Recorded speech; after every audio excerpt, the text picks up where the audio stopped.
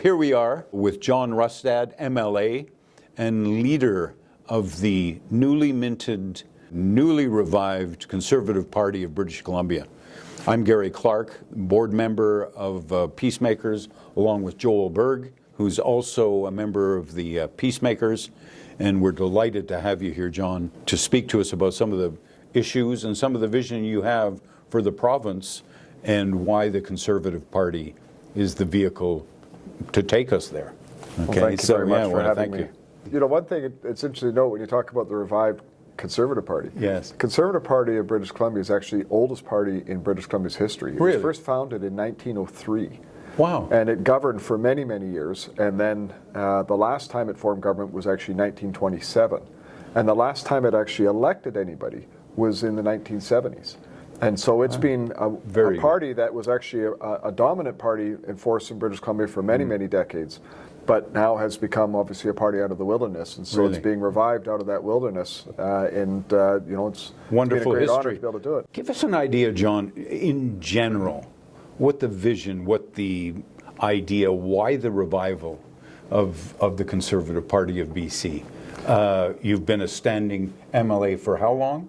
I was first elected in 2005 provincially. Okay. And so I was part of the BC Liberal Party for 18 and a half years before I dared to question the climate agenda. I got kicked out, spent some time as about 4 or 5 months as an independent, sort of thinking about what the future was. Yes. But the reality is there's so many things that are going on in this province, quite frankly in the country as well, that are just a real problem. Like they're creating challenges. They're creating challenges for families and for individuals, for communities that I thought, you know what, I don't want to leave politics with that kind of a mess.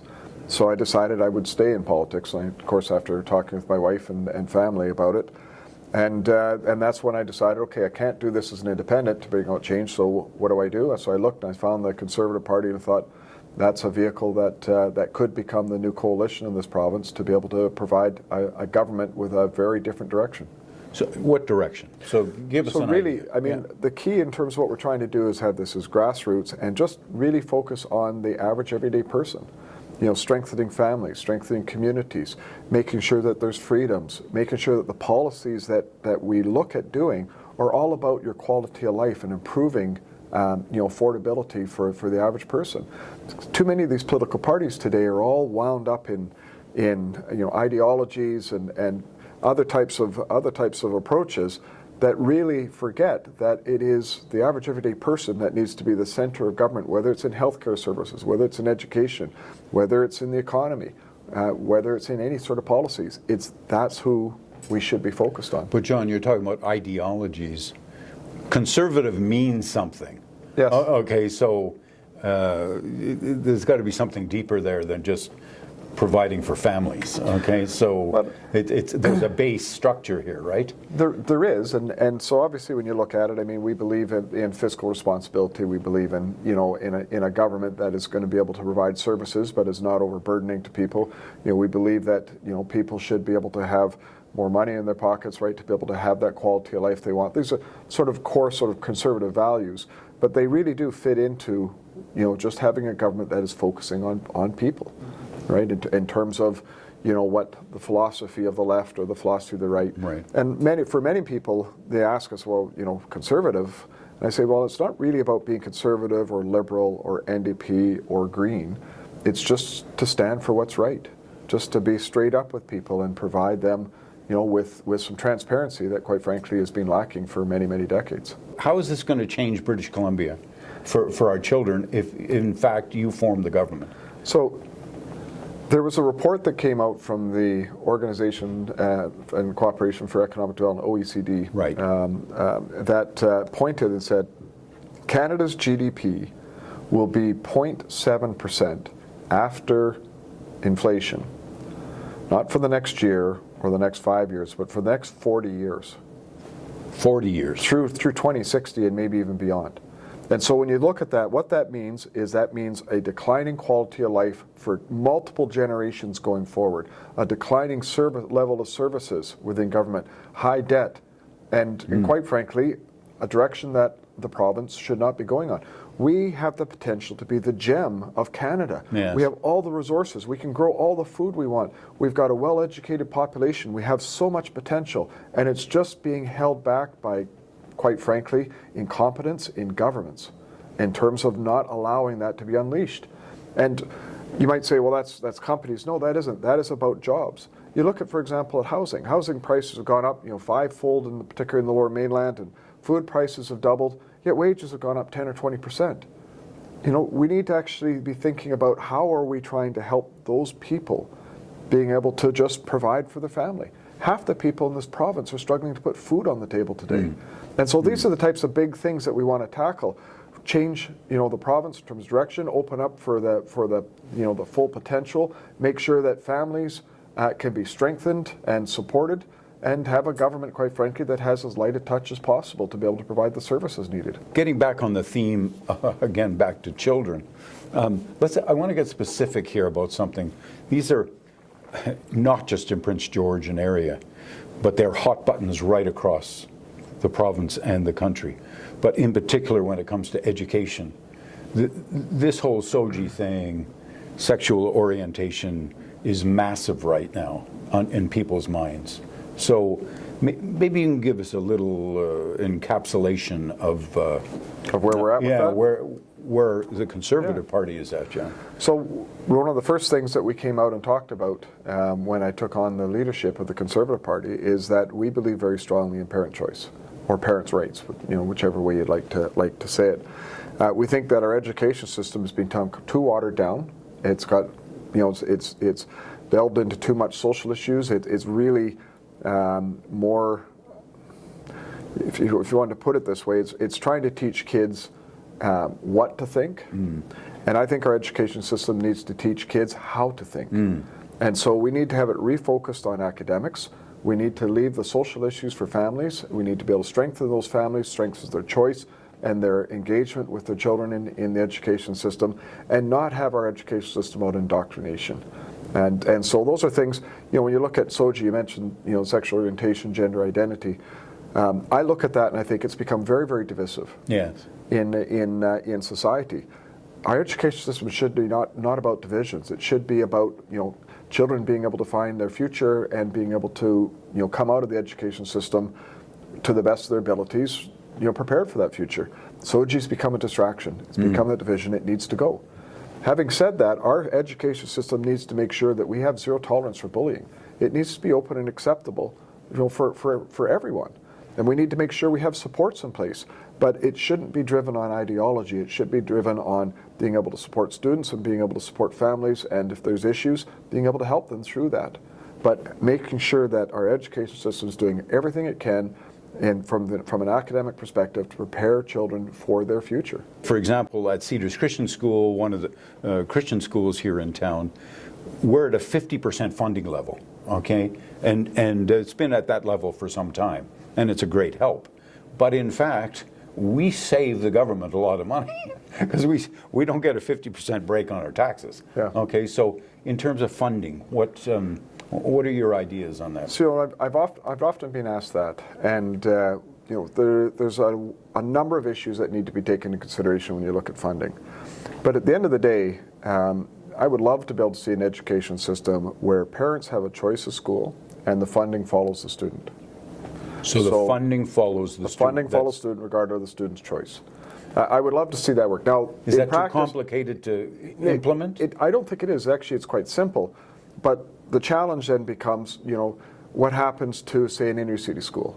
How do you make sure that they have the resources that are needed where families may not have the opportunity to choose a different school? Of course, yeah. And you want to make sure that there's the best support possible. So when you register your child in the spring or in the summer for education in the fall, wherever that child is registered is where the funding for that child goes. John, I know that one of the real challenges of working in public office is that we tend to see the office and not the people, and I know there's a struggle to walk in that realm and to maintain a sense of humanity yourself and probably in relationship with others. As a person, as an individual, what drives you? How would you describe yourself in real human terms? I'll give you a little bit about my background. I mean, first of all, I was born and raised in Prince George. Lived most of my life in northern British Columbia, and got married in 1995. We moved to Clucas Lake. We loved, living out in that rural area.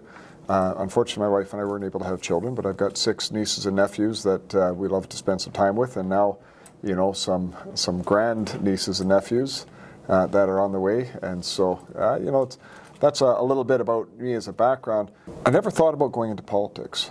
It wasn't an ambition of mine. What I found is most fulfilling in this job. It's not the new hospital or the new roads or those sort of things.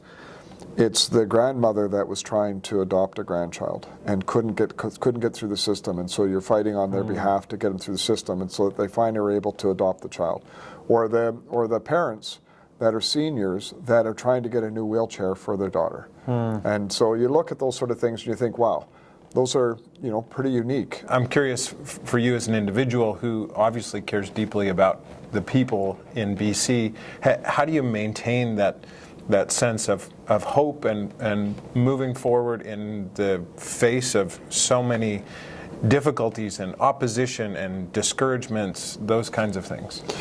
Well, you have to you set goals, of course, in terms of what you're trying to do, but you try to just set that in terms of just standing for what's right. And so when you think about it, whether it is trying to increase productivity or doing LNG projects in BC, or helping to provide a new cultural center, or dealing with issues such as addictions or a healthcare system, you take the same approach to it. And just in that that it is a big problem, and so you don't try to tackle the whole thing at one time. You compartmentalize it, you work on the pieces, but with that vision about how to change, how to bring about change. People see the issues and even feel them viscerally. This is impacting me, and I don't like where we're going, or something like that. But often people stand off and hope that somehow magically these things are just going to change. Well, politics, I always like to say, and this this is for many other people that have said this, but politics is made by those who show up. Yeah. And whether it's at the polls or whether it's people that want to run, it's politics is made by those who engage in it and decide to make the difference. And you look at our last election result, where 45% roughly of the people didn't vote. And yet, so you're looking at it and think, okay, so a party got in with 45% of the vote. At 55%, they really got in with 27 or 28% of the people saying they want this as a government. Like, we need to have people have a sense of democracy, have hope that it can actually make a difference. And so many of the people I talk to that did not vote say, well, it doesn't matter, because they're all the same. And that's what I'm trying to do with the Conservative Party of British Columbia, is to show that it doesn't have to be that way. You can do things different.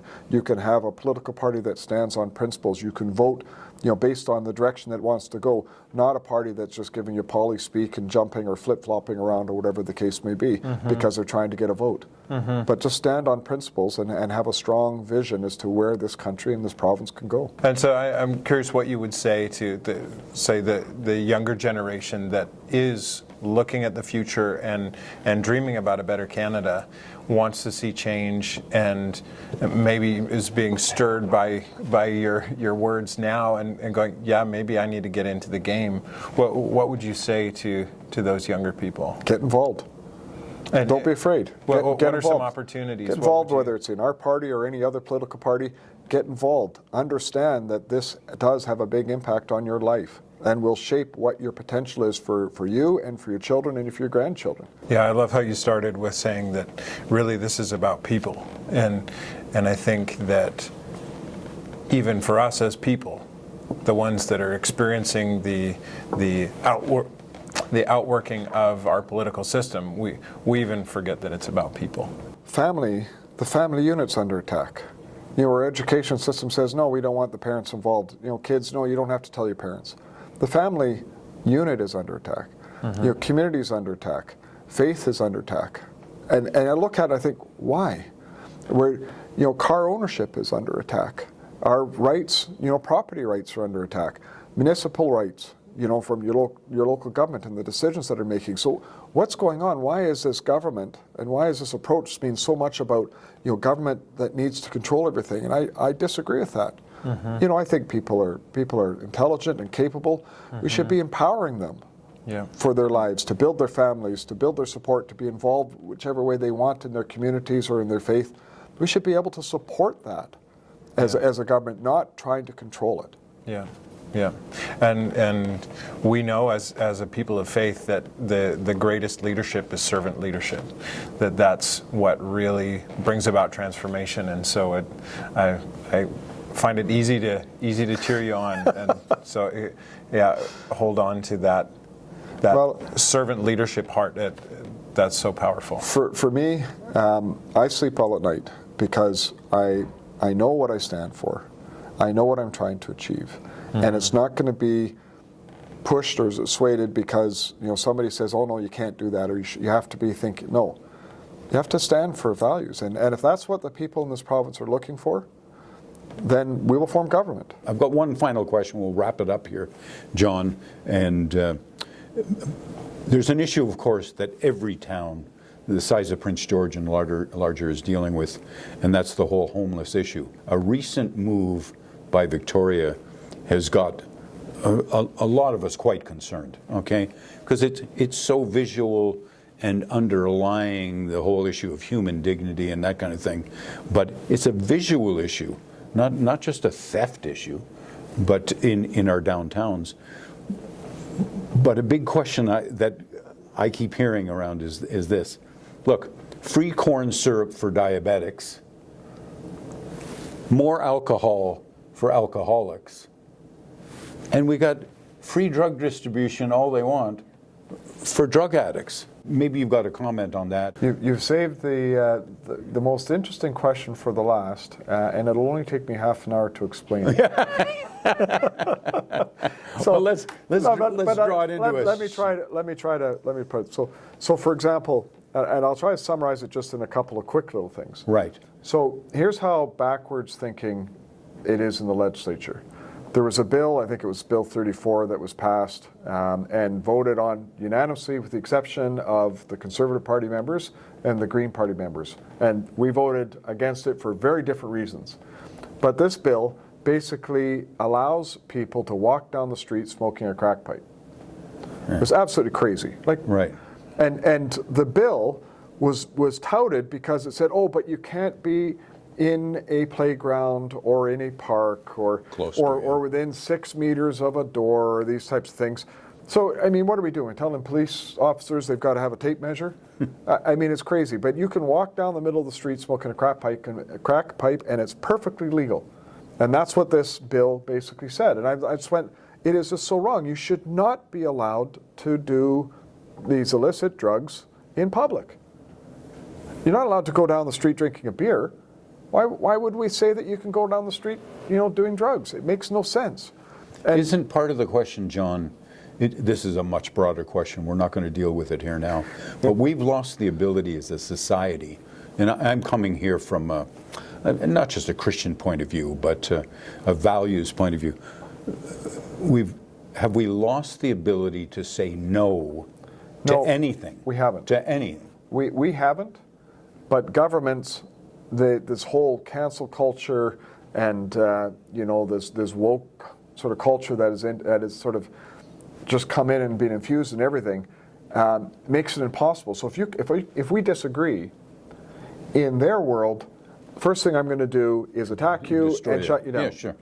As opposed to having a discussion about facts. Right. And so that's what's happened. But it's and that's why, quite frankly, it takes a little courage to say no. Right. This is not right. We actually need to be thinking about not just the rights of the individual that is, has an addiction and, the tragedy or the issues that may have led to that and the support that needs to be in that, but we also have to think about the average everyday person as well. Yeah. And what is their rights? And right. How do you measure taking away their rights versus the other rights? There's the question, John. Yes. A specific question. Can you go on the record of saying, okay, we can, if I form a government, we can reverse some of these things. We see this all the time. People talk a good talk, but who actually reverses some of these laws, the edicts, that kind of thing. Can you do that? So can you do it? So that's a great question. What was the next question? No. So, no, to me, I mean, let's be straightforward with this. This is not, there's no magic bullet to this. There's no, silver, like you just do it this way and it'll all go away. That's not the way it works. You actually have to have a range. And first of all, you have to get rid of decriminalization. Decriminalization actually takes a tool away from police. They can't gather evidence on dealers, right, and be able to go after them. You have to get rid of this nonsense that goes on. It's not that you're going to be arresting people, because we haven't done that for decades. Right. But you need to be able to have those tools for police. When it comes to people with addictions, you have to understand that people are individuals. They all have different reasons. Maybe it was a work injury, maybe it was something, kids, maybe it's just the way their composition is, that they're just more susceptible to addiction. There's a whole wide range of things that lead to that. So you can't have one solution. What you need to have is just have a range of things. Everything from doctor-prescribed treatment to voluntary treatment to involuntary treatment, where you're basically forcing people through this, to actually getting to the place where you've got these street-hardened addicts that are damaged to the point where they need long-term support. Right. It is inhumane for us to think that allowing people to live on the street and living in the filth of a street and trying to provide service, it's inhumane to think that is what we should be doing in society. We actually should be providing an option for those people. And I was talking with a group of hereditary chiefs just a few weeks ago, and they said, why don't we look at this idea of providing some housing and some support, and so that some of the First Nations people with addictions could move home. That might be a great option for some, maybe not for all. But the point is, with this, you need to be looking at that range of services, and that's how you address this issue of addictions. We're going to wrap it up here, I think, because we've dealt with some specific issues. We've dealt with education, the drug thing, and we also got to know John Rustad a little bit better. What makes him tick, why you've gone into politics, and what some of your vision for British Columbia is. So we just want to thank you so much for spending this time, being one of our premier guests, first debutantes of Peacemakers Press. Okay, and I'm sure our community will love to tune in and hear what you're doing. But so as a group too, as Peacemakers, we want to bless you, thank you for your service, and wish you well with your new venture. Well, thank you very much. Sir. It was a pleasure to be on. Okay, well, thank you. Thank you, sir. Thank you. Thank you.